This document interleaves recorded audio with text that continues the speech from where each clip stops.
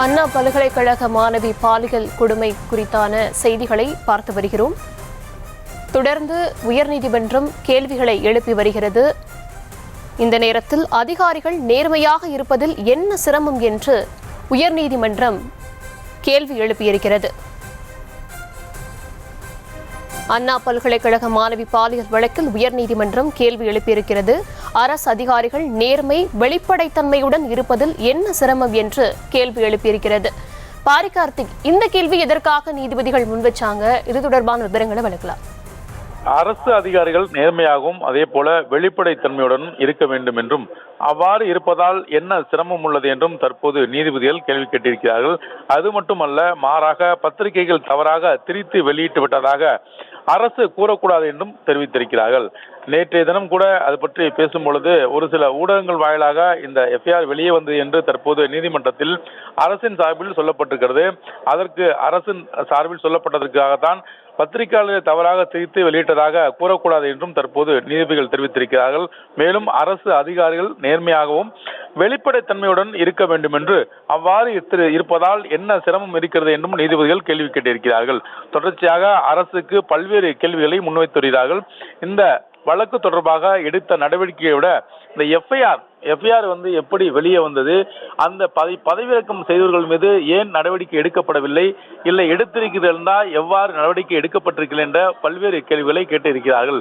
தொடர்ச்சியாக இந்த வழக்கு விசாரணையின் போது நடைபெற்று வருகிறது.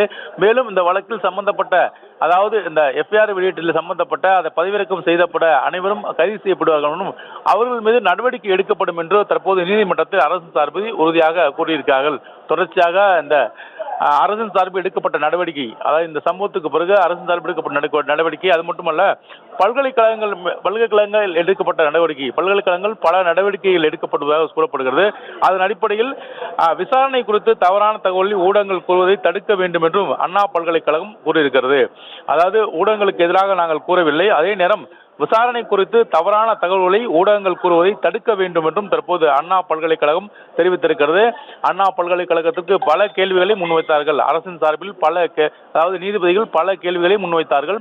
மாணவிகளுடைய பாதுகாப்புக்கு எடுக்கப்பட்ட நடவடிக்கைகள் என்ன என்பது, மேலும் தொடர்ச்சியாக அந்த விசாரணை குறித்தும் எந்த மாதிரி பாதுகாப்பு ஏற்பாடுகள் செய்யப்பட்டிருக்கின்றன, அண்ணா பல்கலைக்கழகத்தில் இருக்கக்கூடிய 8 வழிகள் இருக்கின்றன, இந்த 8 வழிகளும் செய்யப்பட்டிருக்கூடிய அந்த பாதுகாப்பு ஏற்பாடுகள் குறித்தும் மற்றும் காவலர்கள் குறித்தும் அங்கு இருக்கக்கூடிய 988 சிசிடிவி கேமராக்களில் எது பயன்பாட்டுக்கு இருக்கின்றன, எது பயன்பாட்டுக்கு இல்லை என்பது குறித்து முழுமையாக அறிக்கை தாக்கல் செய்யப்பட வேண்டும் என்று பல்கலைக்கழகத்திடம் நீதிபதிகள் கேட்ட நிலையில் அதற்கான பதிலை தான் தற்போது கூறி வருகிறார்கள். தொடர்ச்சியாக நாங்கள் சிறப்பு கமிட்டி ஒன்று அமைக்கப்பட இருக்கிறோம்.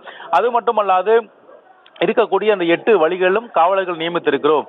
அனைத்து இடங்களிலுமே வருகிற ஒவ்வொருவரையும் தனித்தனியாக பரிசோதனை செய்யவோ அவர்களை சரிபார்க்கவோ முடியாது என்றும் அவர்கள் உள்ளே வருவதற்கான காரணத்தை மட்டும் கேட்டுவிட்டு உள்ளே அனுப்புவோம் என்றும் தற்போது பல்கலைக்கழகம் சார்பில் நீதிபதிகளும் தெரிவித்திருக்கிறார்கள்.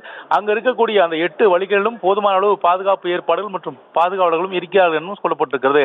அரசின் சார்பில் எடுக்கப்பட்ட நடவடிக்கைகள் கொடுத்தும் தற்போது நீதிபதிகள் தொடர்ச்சியாக கேள்வி கேட்டுவரும் நிலையில் அண்ணா பல்கலைக்கழகம் சார்பில் தற்போது அவர்களுடைய இதுவரை செய்ததையும் மேலும் இனிமேல் சிறப்பாக குழு ஒன்றை அமைக்கப்பட்டிருப்பதாக கூறியிருக்கிறார்கள்.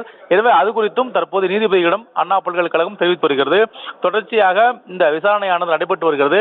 அது மட்டுமல்லாமல் அங்க இருக்கக்கூடிய பல்கலைக்கழகத்தில் இருக்கக்கூடிய எந்த ஒரு தனிநபரை நாங்கள் சரி பார்ப்பது என்பது சாதாரண விஷயம் அல்ல.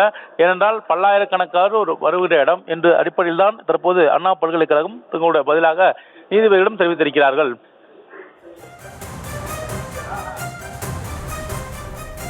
இந்த விவகாரம் மிக தீவிரமாக கருதப்பட்டு நடவடிக்கைகள் எடுக்கப்படும் அப்படின்னும் எஃப்ஐஆர் கசிவு தொடர்பாக ஆணிவேர் வரை சென்று விசாரணை தீவிரப்படுத்தப்படும் என்றும் அரசு தரப்புல விளக்கம் கொடுக்கப்பட்டிருந்தது.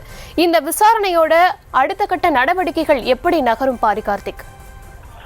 இப்போ இந்த விசாரணை தொடர்பாக நீதிபதிகள் அரசு பதிலை கொடுத்திருக்கிறார்கள். அந்த பதிலின் அடிப்படையில் அந்த எஃப்ஐஆர் வெளிவந்தது குறித்து அனைத்து ஆய்வுகளும் செய்யப்பட்டு சம்பந்தப்பட்டவர்கள் கைது செய்யப்படுவார்கள் என்று தெரிவிக்கப்பட்ட நிலையில் இப்போ யாரெல்லாம் அதை பதிவிறக்கம் செய்தார்கள் என்ற முழு பட்டியலையும் அரசின் சார்பில் எடுக்கப்படும். காவல்துறை சார்பில் அந்த யாரெல்லாம் அந்த எஃப்ஐஆரை பதிவிறக்கம் செய்தார்கள் என்ற அந்த பட்டியலை எழுதிவிட்டு அதன் மூலமாக அவர்கள் மீது நடவடிக்கை எடுக்கப்படும் என்று தற்போது நீதிபதிகளிடம் உறுதியளித்திருக்கிறார்கள். எனவே அதன் அடிப்படையில் இந்த டெக்னிக்கலாக இருக்கக்கூடிய இந்த ஒரு சில பிரச்சனைகளை சரி செய்துவிட்டு அதாவது எங்க இணையத்தில் ஏற்பட்ட ஒரு சில பிரச்சனைகள் காரணமாகத்தான் இது பதிவிறக்கம் செய்யப்பட்டிருக்கிறது என்றும் கூறப்பட்டிருக்கிறது. இந்நிலையில்தான் தொடர்ச்சியாக தற்போது அது யாரெல்லாம் அந்த பதிவிறக்கம் செய்தார்கள் என்பதை கண்டறிந்து அங்கிருந்து இந்த பதிவிறக்கம் செய்யப்படும் என்று எதிர்பார்க்கப்படுகிறது.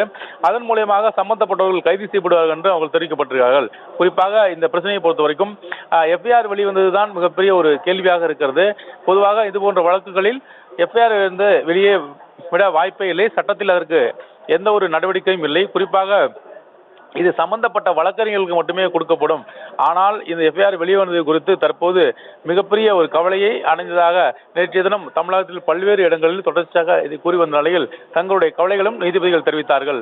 எஃப்ஐஆர் வெளிவந்தது குறித்து உடனடியாக அரசு சார்பில் எடுக்கப்பட்ட நடவடிக்கை, அதே போல காவல்துறை ஆணையர் எந்த வகையில் இதை காவல்கள் செய்யவில்லை என்பதை உறுதிப்படுத்துகிறார். அதற்கான விசாரணை நடந்து முடிந்துவிட்டதா என்பது குறித்த பல்வேறு கேள்விகளையும் நீதிபதிகள் முன்வைத்தார்கள். இந்நிலையில்தான் எஃப்ஐஆர் அந்த பதிவிறக்கம் செய்யப்பட்ட அந்த 14 பேரும் தற்போது விரைவில் அவர்கள் விசாரணைக்கு உட்படுத்தப்படுவார்கள் என்று எதிர்பார்க்கப்படுகிறது.